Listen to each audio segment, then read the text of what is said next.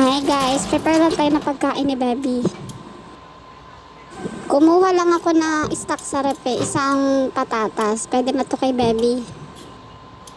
Babalatan muna natin siya, tapos ihiwain ko rin yan ng maliit para ilaga. Hiniwa ko lang siya ng pack cubes para mabilis siyang lumambot. Tapos pag kumulo na, i-check muna natin kung malambot na. Tapos pag malambot na, i-separate muna natin. Tapos gawa tayo ng giniling na bigas. Nabili ko lang to sa supermarket para mabigat sa tiyan yung busog niya. Ang ginawa ko lang dito, nagpakulo lang ako ng tubig, konting tubig. Lutuin lang natin siya hanggang maluto. Para lang siyang sinaing na bigas. Pag natapos, idurugi lang natin yung patatas.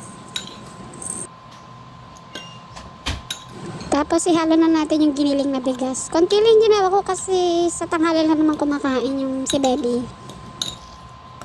Tapos haluan lang natin ng gatas. Breast milk or formula milk, pwede na. Tapos haluin lang natin hanggat maging okay na yung consistency niya na pwede nang makain ng baby natin.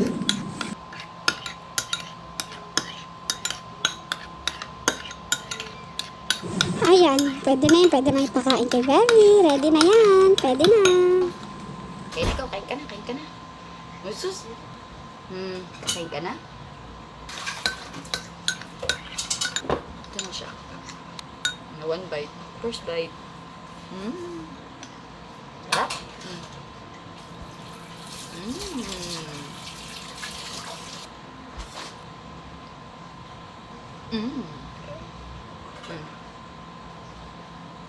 Anak ko pang lukot.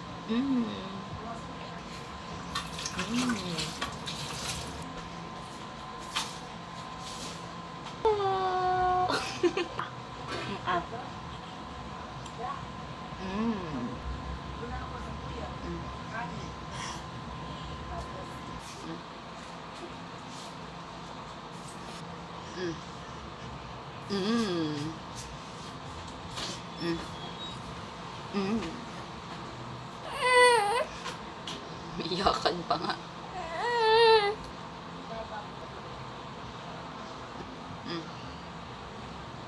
Quick.